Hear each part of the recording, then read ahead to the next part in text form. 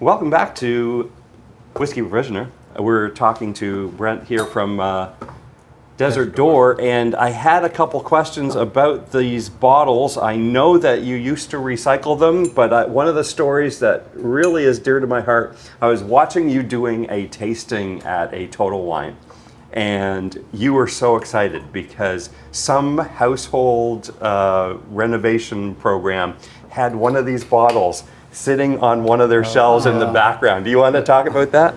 Yeah, it was like house hunters on home HGTV. Yeah, and there was a blue bottle sitting up on the back bar of a house, and it's like, wow, It's awesome. So one of the marketing lessons that I learned was, and this is for everybody out there, keep your ears open and listen to what people are saying, because a casual comment could have a whole lot of meaning. But you are the owner of a Sotol distillery, and you're probably one of its best salespeople. I've seen you in the stores presenting the product and just handing bottle after bottle. But you said, Richard, it's like rolling a rock uphill. Yes. And you don't know where the top of the hill is. And every day you just got to keep on going out there, and it's like a Sisyphean task. 100%. It's like the best ism I can give you is like, this job is extremely difficult right up until the point that it isn't, and it's like you have no idea where the apex is. You just have to keep pushing, And it was that HGTV moment that is like, maybe we're breaking through here. Yeah. Okay, it's always, every time I walk into a store, every time I walk into a restaurant or a bar, and I see it and I didn't know it was there, it's truly like the first time every time. I mean, it's really exciting. It's one thing to just be able to make something and create it, but it's a whole nother thing just to get it on a shelf, right? Yeah. And then get somebody to taste it and then want to open their wallet to do it. I mean, it's a pretty special connection that you've got to make throughout that whole thing. There's a lot of community there. When you start from the restaurant or the retailer back all the way up to the curb at the distillery. I mean, there's a lot of moving parts that take to make that happen. And there's a lot of people involved in that too. It's not just one person sitting in a garage trying to, and I've seen those operations. Yeah. They're tough. Walking in and you see one guy in basically a garage, and they're doing everything themselves. And then you get to a place that has a tasting room and that has employees in the back. In the liquor stores, you have brand ambassadors and people knocking on doors to try and say, here's something, and then having the audacity, I was going to say balls, but You did. I just did. Yeah. You could just say naivete. To do a spirit that is just outside of the lines. Coloring outside the lines, as I've said before, is one of the things that the exceptions to the rules sometimes help to redefine the rules. And I think that it's a fantastic thing that you're doing over at Desert Door, redefining the rules, like coloring outside the box. It's the reason that we're here, and to have conversation over tea. This is unusual, but it's not. This is commonplace, but it's not. What do you have there for tea? Tea-wise, well, I heard we were going to go with an aged Sotol. We were, because I heard that you were a bigger fan of aged products than you are unaged products, but the unaged product that you had, I consider as our foundational spirit. So when it comes off our still, it's about 150 proof. I cut it to 80 to make that original clear spirit that we had in the first episode, or I cut it to 120 proof, where it goes into virgin oak barrel, just like you would age bourbon or a rye, level 3 char for 2 years. Okay. And so that's where, on top of the earthy vegetal components. So this is 2 years. 2 years. 2 years old. in a cask. 2 years in a cask, and then when it's done, we cut it down to 100. So this is 100 proof. Okay. And these are 52 gallon, 53 gallon barrels? 53 gallon barrels. So, So on top of the earthy vegetal components that you got in the first one, now you get the layers of the barrel Right. to include the color. So it's very, very important to note that in the previous one, no artificial flavors, colors, additives. There's no artificial color in this. This Right. is 100% from the barrel. It's the wood, yeah. I got it for some strange reason. I got butter, the first thing in my head, but it's not butter that I'm smelling. I'm getting something very herbal, some kind of, almost like a juniper kind of thing. Yeah, almost like a botanical kind of thing. I went with something old too. And I'll go ahead and annotate on the age thing. I like things that can be aged. I'm not an age queen. I don't seek out things that are old for the sake of them being old, but I do tend to appreciate the way that things change as they That's right. age. And definitely in the world of liquor, like I said earlier, white liquor is not something I usually find myself enjoying. That's right. Baijiu, mezcal, those are really the only times I find myself drinking that. So I chose, I was like, okay, let me do an aged tea because that's a big thing in tea also.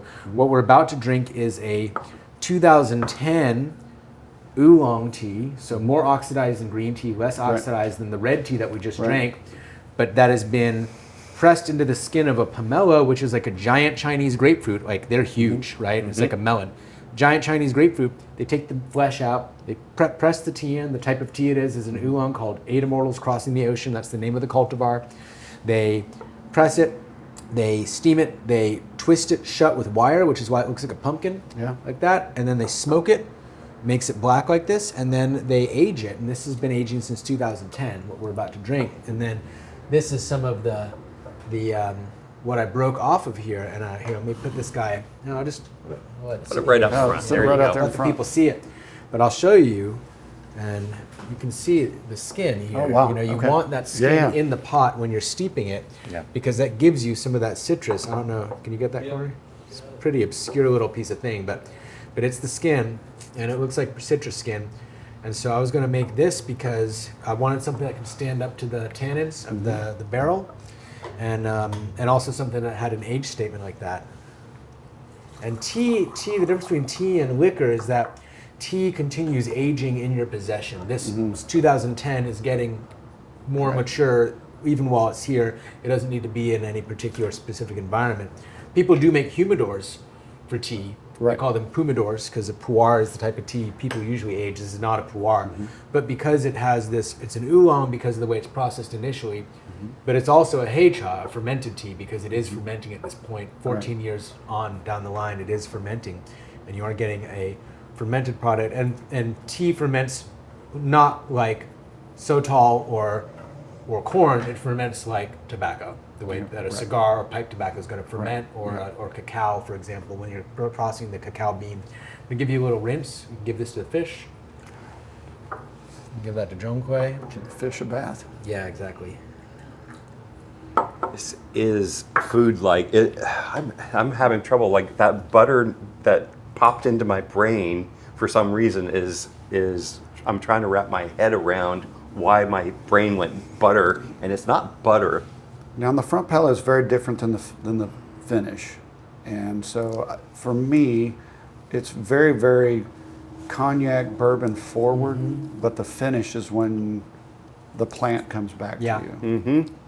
It's definitely planty. It's definitely botanical. Yeah. And it's got the oak. It's got the the woody character, and but it doesn't smell like whiskey.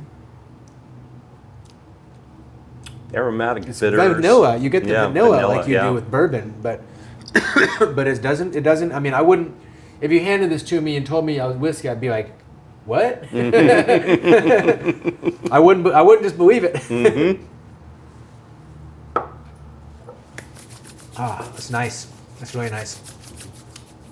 It's nice having the little extra proof on it too with the color. Like I feel like they're both very balanced for what they are. Right. I like the other one at 80 proof, and I like this one at 100 proof. I think it's really nice to have a little bit of extra warmth with that color there. Yeah.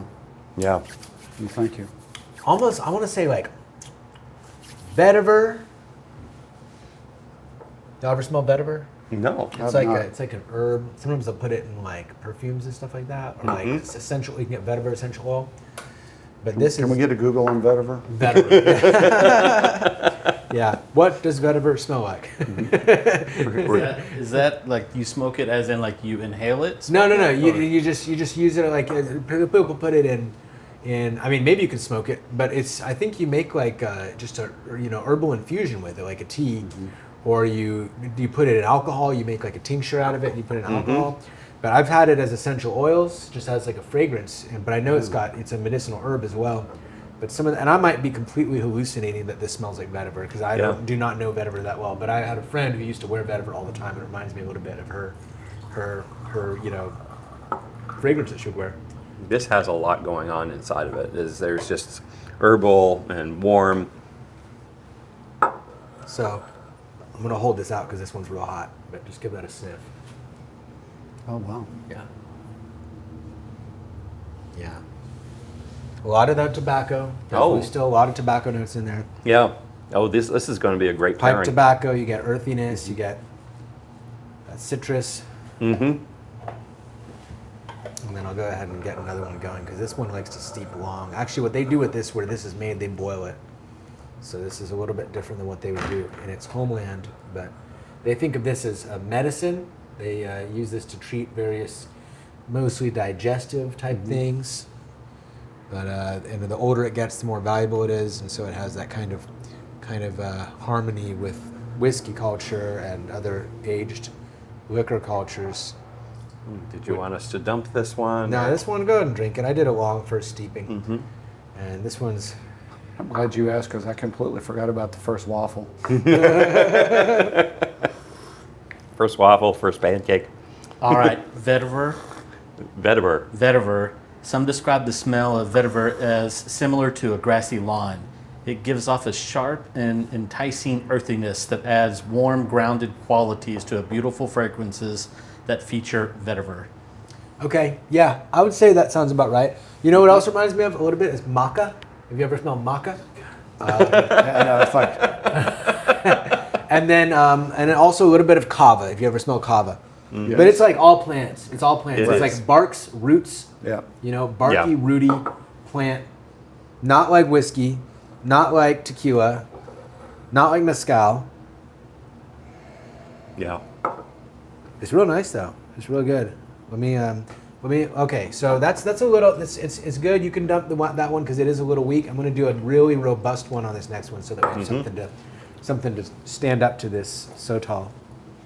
Wow. It's really good. I really like this. This fragrance is really unique. I don't think I've ever smelled this fragrance in liquor before.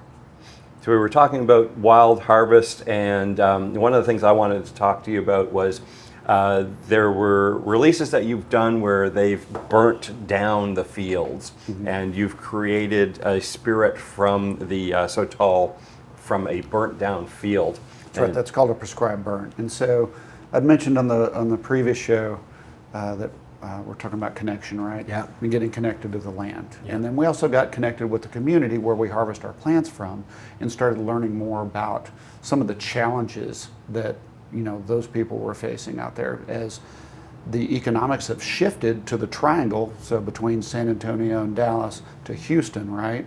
And so making a living out there on the ranch is really, really tough, right? Yeah. And so now you're talking about families that are in their like fifth, sixth generation of ownership, and the young folks, they go off to college, they don't come back. Yeah. And these people are land poor. Yeah. They may have 60, 100,000 acres out there, but they're having trouble making ends meet. And most people don't understand that, like how the water tables out there and the water quality there affects what we do here in Central Texas as well. It's all tied together, right? Absolutely. And so we, as we were an infant company, we were trying to partner with, nonprofits that were outdoor focused. We learned really, really the hard way that you can't donate money to a nonprofit and then expect them to execute those monies how you had hoped that they would. Yeah. The hard way. Yeah. And so we, after going through that experience, we're like, why don't we form a nonprofit such that we can focus on the conservation efforts that are important to us as a company. And so 4 years ago, we formed a nonprofit called Wild Spirit, Wild Places. And my wife, who's a retired educator, is the CEO of it, so she runs that for us. And so we focus on land conservation efforts that really focus on water, right? But but prescribed burns, back to your earlier conversations, like are you familiar with the concept of a prescribed burn? So it's one of the most effective ways of getting native natural grasses to come back. And grasses are what put water back into the soil, right? That feed the aquifers.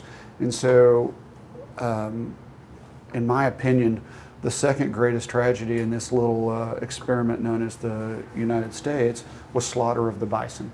Right?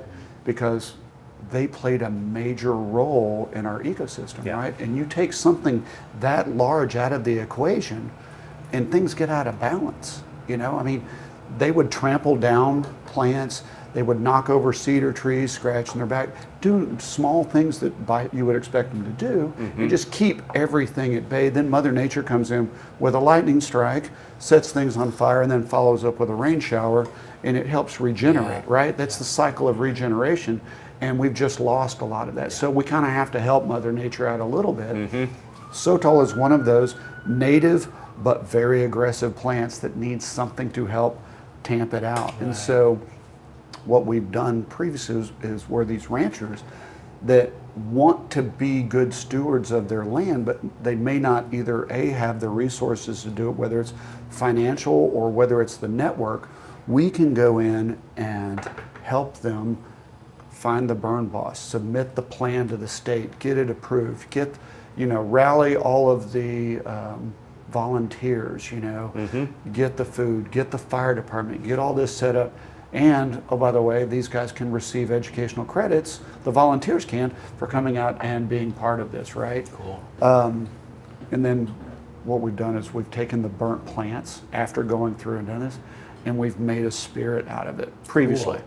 And that was the first expression of what we call our conservation series. I don't have a bottle with me here today, but I'd love it if I could come back and share one with you. Yeah, that sounds great. And we called that one Backburn. Cool. Then the next expression we did, the second one, was called Spoke Hollow, where we cleared cedar off about a half mile of creek to try and get water to flow back through the creek, because a mature cedar plant, just like a sotol, but a mature cedar tree can take like 40 gallons of water out of the soil a day, right? And so then we took the juniper berries from that and some other botanicals, and we infused it and effectively made like a sotol-based gin. We called it Spoke Hollow. And then the last 2 years we've been focusing on pollinators, and that stuff's been very, very, very well received. And so it's Desert Door that's been naturally infused with native Texas botanicals that are attractive to pollinators. And we helped Austin become a certified bee city 2 years ago. Wow. And it's just this, we put pollinator gardens throughout the city. Matter of fact, we're going to put one at my grandson's school coming up. We partnered with HEB, a global cosmetic magnet, and if they hear this, I'm going to apologize that I bastardized the pronunciation. It's called Guerlain, a French-based cosmetic company, Round Rock Honey, and local photographer, world-famous photographer, Dan Winters. And so we try to, all of these major movements that we do with our nonprofit, we try to capture the essence of that project in a bottle. And so the pollinator captured that. We then did but it always has a piece of education to it, whether it's documented in film, or in this case it was both film and we had an immersive experience down at Waterloo Greenway in downtown Austin, where it was called Seeing Bees, and Dan Winters, who has been a beekeeper since he was a kid, he took pictures of bees using an electron microscope at the University of Texas, and we printed them on aluminum, like 4x5 sheets of aluminum, and they were put out in the Waterloo Greenway, and they all had a story to tell. And we had busloads of second graders from lower socioeconomic areas of the city, bussed them over, and then took them on a tour. It's just been like a really, really cool experience. Wow. But we also work with the Commissioner Buckingham with the Texas Land Commission's office working, doing clean river projects and beach cleanups. So it's all about clean water through land conservation. Wow, love that. That's funny because that my background is in water ecology, like freshwater ecology. That's what brought me to China. Was I was working for a nonprofit called Chengdu Urban Rivers Association, our job was to clean up the freshwater, clean up the Funan River that flows right through Chengdu. And what we did to do that was, they moved all the factories and all the stuff that was going on in the all the big industrial stuff that you expect to be polluting the water, and the water was still dirty, and they realized it's all this non-point source pollution from the farms just upstream from the city. And so then our organization, our goal was to work with farmers in these rural areas to help get their household and agricultural practices sustainable. It's not their fault they weren't. They just didn't have any kind of infrastructure for that. Sure. We don't have good sustainable infrastructure for that, but we have gave them composting toilets up from pit latrines. They had outhouses before, now they got a composting toilet with porcelain. We gave them anaerobic digesters for their pig waste. Then now they've got methane gas power in their homes, whereas before they were burning sticks. We gave them constructed wetlands to process their gray water. So you've got your laundry water, dishwater, shower water that used to just get thrown in the courtyard, make it into the groundwater, make it into the surface water, and give nutrient pollution to the water. Gave them constructed wetlands. They on one end you've got your gray water going in, the other end you've got a fish pond, and that your system's working because the fish are alive. That's right. Yeah, it's like the canary in the coal mine. Exactly. Right? That's exactly. Right. So if your fish are dying, then your system's not working. Yeah. And then we'd also teach them how to compost. These are skills they used to have, but they lost them in the 80s. When they started subsidizing all these agricultural amendments that are now ravaging the water absolutely. Resources That's right. in China and all over the world. So that was my job in China. That was my main reason I went to China in the first place, when I met all these tea farmers. So that's obvious. Conservation, ecology, specifically freshwater ecology, are things that are really near and dear to my heart. And one of the things that we talked about in the first episode, another aspect that I think is important and overlooked in wild harvesting, right? You're not affecting the chemistry of the soil, right? One, we're not taking any additional resources for water, right? We're not putting any water on it. But more importantly, there's no fertilizers, herbicides, or pesticides. So, Right. Absolutely. Yeah, the right place and terroir is very important. Ecology can sometimes be counterintuitive. Like the protected lands where they try not to have animals trotting on it because they're trying to stop the incursion of a desert, and then they find out that they've been actually exacerbating the problem, having the animals trotting on the ground and dropping their droppings and moving it in can actually sustain that loss of desertification. Well, that's the difference between preservation and conservation. Preservation is static. Right. And So we're back to the tea. This is actually a really good pairing. I'm really enjoying this. You picked something that's herbal, that's similar. It's got the citric notes. It's got some really good flavors. Color's pretty similar too. Yeah. A little lighter. I think Cory needs a glass. Cory needs some. You want a glass of this? I've got one. Oh, you do? Oh, yeah, I forgot. Yeah. Richard Okay. let me nose them first. I didn't pour myself as generous as you guys. So I'm gonna- Yes, please. Don't fall behind here. Cory was pre-gaming. yeah. Yeah, this is a really nice pairing, and I'm just excited to explore a new spirit. Honestly, I think that for anyone watching this, who's obviously, if you watch the show, you already enthusiastic about spirits, you're enthusiastic about whiskey. If you follow Richard, you're probably enthusiastic about rum and other things. But I think there's one of the best experiences that I have here is that people come in here, they have no previous contact with this. When they think of tea, they just think of a tea bag, you know what I mean? And they come in here and this whole world opens up and they're like, wow, tea is a thing, like coffee's a thing, or whiskey's a thing, or wine is a thing, beer is a thing. Tea is a thing too, I didn't know. But there's this whole culture around it, there's all this stuff, there's all this knowledge, there's all this craft, there's tradition, culture. And that's how I feel finding out about Sotol, because I didn't know about it. I'd seen the word at Suerte, I'd seen it like on the menu. I never got it because I was always trying to save money because I'm there with my wife who doesn't drink.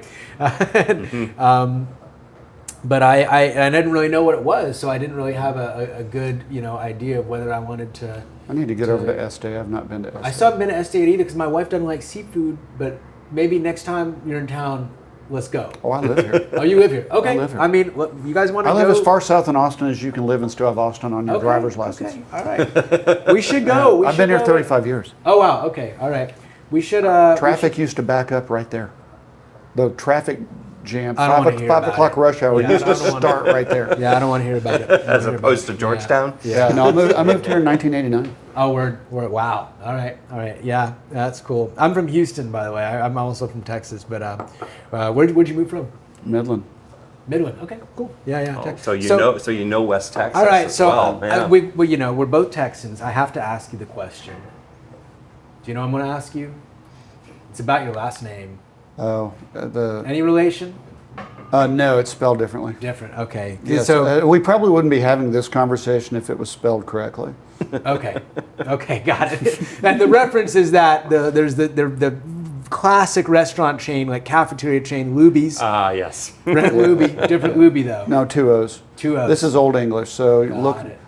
Google Looby Old English. I think it translates to tall, awkward, clumsy fellow. But for those of you who don't know about Looby's, the restaurant, it is a classic centerpiece of my Texas growing up childhood. Friday night. Friday night. That's where we go. Yeah, getting that. Actually does. Is that what it says? It actually stands for an awkward, clumsy fella. For real. Wow. All right. Cheers to that. This is what we're here for. We're here for the information. Yeah. I love. We need a camera for Cory over there, like on Howard Stern or whatever. When they've got the other dude in the corner and they'll pan over to him and he'll be You'll be like Stuttering John. Yeah. Yeah, that's awesome. I think that, like I said, the fact that to find out there, I don't get excited about new flavors of things. I get excited about new things. You know what I mean? I'm not excited about, except for obviously if we had the Red Bull conversation. I'm a little excited about the new Red Bull flavors when those come out. It's impressive. It's amazing they can think of so many different flavors. But to find something that is close to the earth like this is what I'm really about. Is these things that it's close to the earth. There's a tradition. There's culture. There's craft in them. I think that's what excites our audience. Our audience, my tea audience, your spirit's audience. I think everyone who's watching this appreciates that these beautiful flowers of humanity, that we create these things that bring people so much joy and put so much care and love. You described this painstaking process. This is obviously a labor of love. Yes. You won't get to the other end of that process unless you love what you're doing, because you will just give up because it's so hard. Starting a business. There is I would say, a certain level of naivete that any business you go into. I mean, forget the fact that spirits is one of the most highly competitive, strong barriers to entry, highly regulated, and I would say borderline cost prohibitive businesses to get into. But it's not until the point where you literally, there is a moment in everyone's journey where you're looking uphill and going, man, I got a long way to go. And then you look over your shoulder and you're like, I can't turn back now. I've gone too far. Yeah. So you just got to keep going. Yeah, that's one of the things Daniel Whittington was talking about. You need to stop and celebrate the successes. A lot of times you look at more where things need to be going and what the next project is, what the next plan is. You fail to stop and celebrate the wins and the successes along the way. And I think that's very important as well. That's the Marine in me. It's hard to do that, to recognize that. Yeah. But, I mean, I know y'all know him as Tito. I know him as the godfather of Texas Spirits. But, he told me just here recently, he goes, you don't fail until you quit. That's right. I say that all the time. I do business coaching for people, specifically people trying to start tea houses. And then other people. I do a little business coaching for other people. Specifically, like, I don't have an MBA. I bootstrapped this thing from literally nothing at all. And I had a little bit of help here and there, but we never had a loan and we never had investors. We never had capital. And so that's what my coaching is all about. My consulting is all about, is like, how do you create community sitting around and pouring water on leaves? How do you build community from that when you don't have capital? And how do you leverage whatever you do from that? And what I always tell people is, if you don't quit and you keep doing it, you will succeed. The only way that you can fail is if you quit. And I absolutely believe that's true. I mean, obviously, if your goal is to be an Olympic gold medalist, okay, you might fail at that. Right. A bunch of people want to do that. But if your goal is to make a life and a career out of your athletic passion, then you can do that as long as you don't quit. You might have to get creative, and you might have to tighten your belt. You're definitely going to have to, unless you're already rich, you're definitely going to have to tighten your belt. Sure. But you, if you don't quit, you'll get there, because everyone else who's trying to do what you're trying to do is going to quit at some point. I wish I could remember who said this, because I didn't coin this, but it's not fake it till you make it. It's face it till you make it. Yeah, absolutely. Well, cheers to that. And cheers to being able to enjoy the fruits of our respective sojourns here and enjoy them together. Tea and Sotol and good company. This is what we're here for at Whiskey Provisioner. Yeah, that's a fantastic tea that you picked today, because the floral notes and the depth and the character of the Sotol, as well as the tea, have been such a great pairing. The tea sort of fell into the background, into the conversation, but this is what this is all about, is having a conversation with interesting people, bringing about these connections between the tea and the spirit, and I think this was the best pairing because of that. And I'm going to be honest, I've got a lot to learn about tea. Come hang out. You're in Austin. You don't even have to. I've forgotten more in the last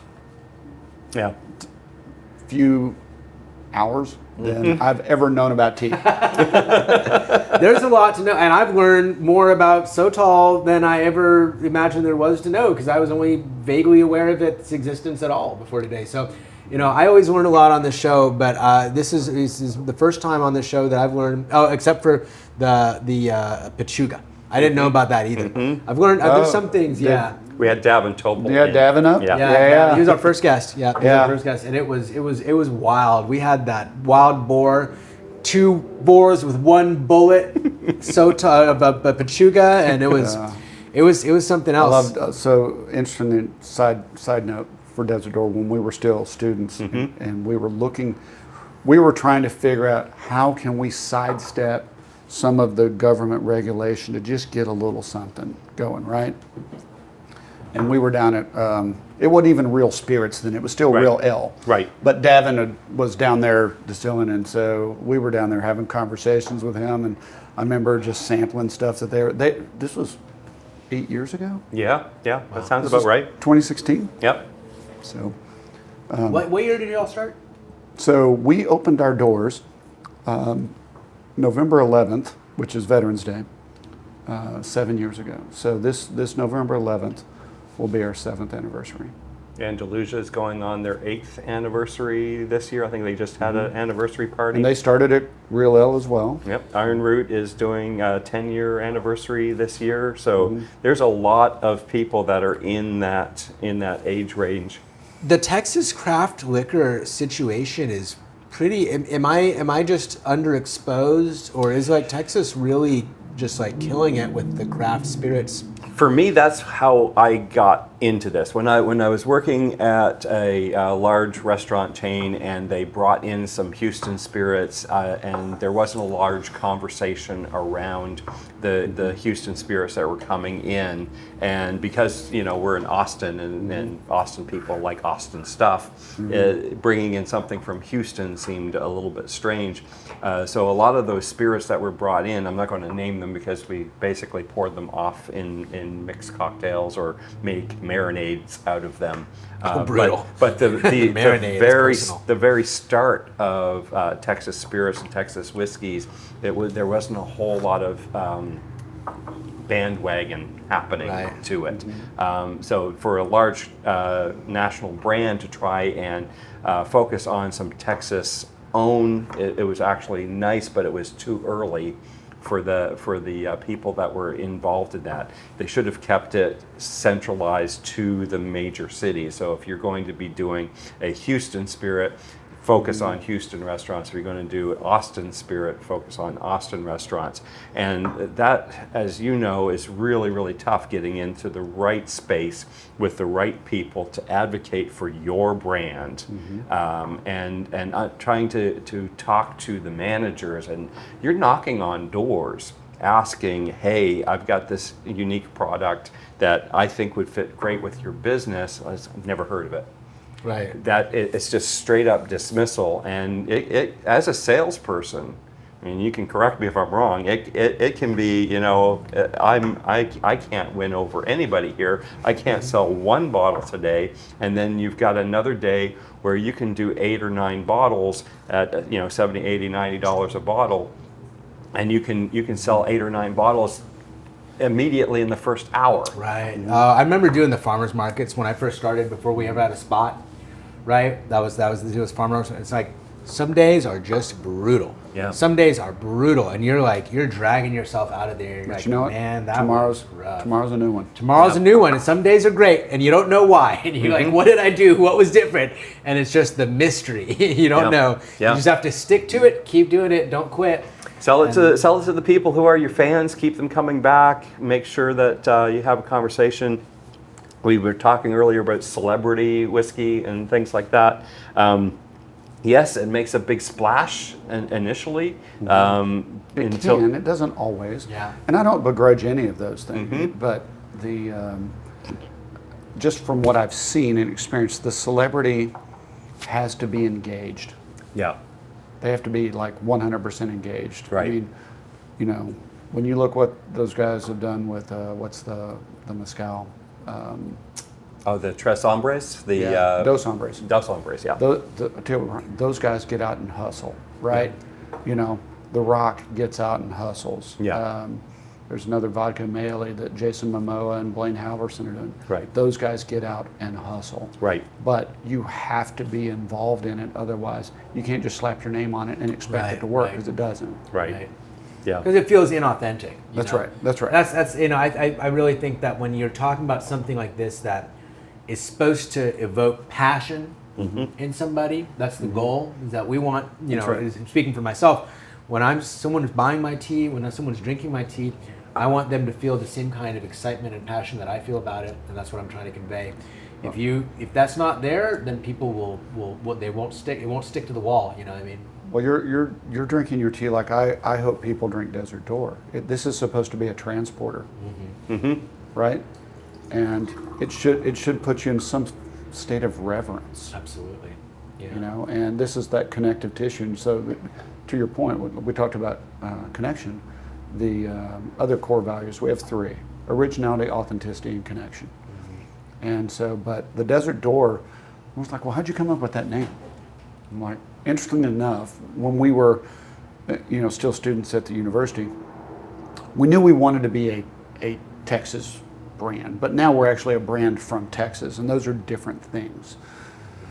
But we were like, okay, we were completely on different pages ideologically about what the brand was. And so we got introduced to a design firm over in East Austin, and super cool guys. And You gonna shout them out, or? I was talking about Lamb Boys. They're good. there Yeah, you go. Ryan and team over there. I will say this: their design studio. It reminded me of, like, if you could imagine, like, Sanford and Son meets, you know, East Austin. I mean, it was like, it was, you know, but, you know, they'll have like these giant screens hooked up to these like huge Power Macs, you know, and like that's what design. But, and so we were passing around a bottle of Mexican Sotol. And my co-founder Judson bought a branding exercise off of Amazon. I don't remember the name of that, or I'd shout that out too. But it had descriptors on it. It was just a card deck. And it had word descriptors on either side of the cards. They were the antithesis of each other. And so the whole purpose of the game was, or exercise rather, to get the brand is not. And because we didn't even have a name. Because when we were at the university, the name of our company was 100 Proof. the name of our spirit was 1836.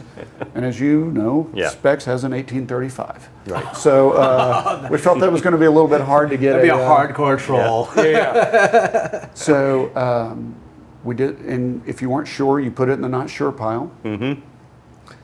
Picked up the not sure pile, then you had to get it into. We did that exercise twice. We started it a third time. And about halfway through the third iteration, Ryan and company go, "We know what you're looking for." And we're like, "You do?" And they go, "Yep, know what you're looking for." And like, okay. So then like 2 days later, they shot back a list of 10 names and like 4 alternates. They were all great names. And we all immediately was like, it's Desert Door. Yeah. And the reason for that is we wanted to make sure that everybody understood that this was an American spirit first. But more importantly, Desert Door is a metaphor. And it's a metaphor on a couple of levels. One, next time you're drinking it, we're going to be hanging out right here together, right? Yeah. It's that transporter. Yeah. But it's also, you're opening a bottle of Texas terroir. You're opening a bottle of, Texas. The Chihuahua Desert. But you're also opening a 10,000-year history lesson. Yeah. If you want to go on that journey. Now, I did learn the hard way Yeah. through tastings and demos and everything else that you have to go where the customer is. That's right. Right. You have to go where they are Right. and where they want to go. And don't try to take them any further. That's Right. Just go with them. Because as my favorite boss I ever had in the Marine Corps used to say, "Gentlemen, planning is free. Use it judiciously. Christmas is coming. Let's not be surprised by it." So, you're constantly working on plans, but the second the first shot's fired, the enemy gets a vote, and then the plan goes out the window. Mm-hmm. The enemy in this case is the market, Right. right? And Right. so you can come with all of your Ideas. ideas and everything, but when they just want a great cocktail. That's it. Right. You can tell them "Oh, there's no added sugar, it's artificial," and they go, "Oh, so," but it's like this, and they just want a great cocktail. Other people want to go on the 10,000-year history lesson. Right. Other people want to go down to the subfamily right, of that's right, Asparagus. that's right. Yeah. There are people that want Yeah. to do that, but you have to go where they want to Yeah, take that's right. them. Yeah, That's and right. we would talk about our avatars. I'm sure that you come across that word in your grad school programming. But this is I'm like I said, I don't have a formal education in business. I'm just kind of street business. But one of the things that one of our branding people helped us do was to just identify who are our avatars, who are our customers. And so I'll tell you who ours are. We got Wellness Wendy. She wants to be healthy. Usually a she, not always a she, of course, but so a person who is invested in their health, invested in wellness, invested in their luxury spending, their leisure spending, their entertainment spending, going towards things that are good for them, which is tea. We got Culture Carl, who wants to know all about the culture. He's the guy who wants to know about the 10,000 years of history, and he wants to know about or she Right. wants to know about the Carla, that's cultural Carla. Carla, yeah, exactly.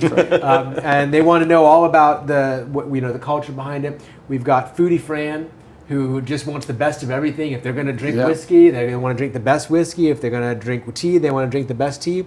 And then we got Social Sally, is the fourth one, because for us, this is.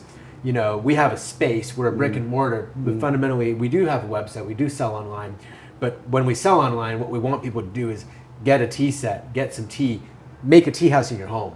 Make a tea house in the park, make a tea house in your business. Do you have Trend Tim or Trend Tina or anything like that? No, we're not for them. That's not our market. Trends are. We've been on Stephen Colbert. That's the thing. Yeah, Stephen Colbert. That was my blue bottle on HGTV Moment, was when Stephen Colbert was drinking our tea on his show. So. Well, that's fantastic. Yeah, I've got Seth Meyers shaking up a little blue bottle on his show, nice. There you and go. Kelly Clarkson as well. Oh wow. Yeah. Hey, all right. Cheers to that. Yeah, cheers.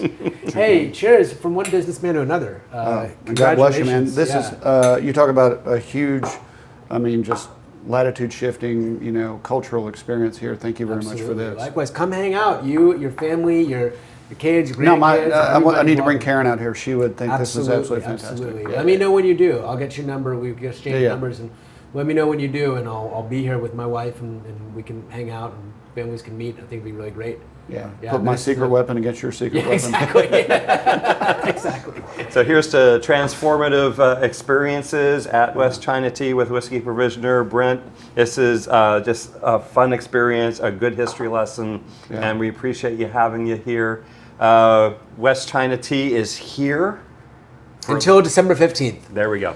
Here until December 15th. Come visit But us. you're enduring just here till December 15th, then And there. then we're moving till East 7th, much better location, right by Whistler's, right across from Houston Tillotson, right in the heart of East Austin, the juiciest part of the whole city. Unfortunately, Salt and Time is not there anymore. I know, it's brutal. Yo, you know where we were before this? Spider House. Oh. You know where we were before the Spider House? Above Uncommon Objects when it was on South Congress.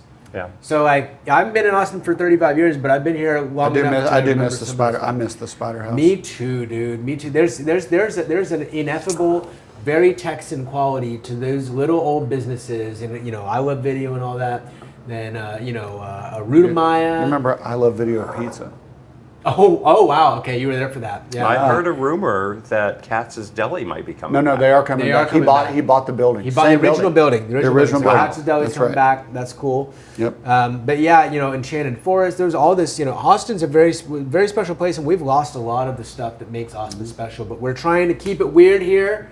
You know, we're doing tea. You're doing Sotol. There used to be a time when you didn't need a bumper sticker. It just was. It just was. It just was the way it was. I remember giving Leslie Leslie hitchhiking and I could give Leslie rides back in the day. My wife's got a great Leslie story where this downtown, this little old lady, like her car had stalled, and Leslie, of course, wearing a tutu because what else? What else? And this little, blue-haired lady is like stalled in the middle of downtown, and Leslie's knocking on her window trying to help. Yeah. And this little lady's like just like not looking at it. And for those of you who are not from Austin or don't Yeah. know who Leslie, rest in peace, was they called him the Queen of Austin. Was what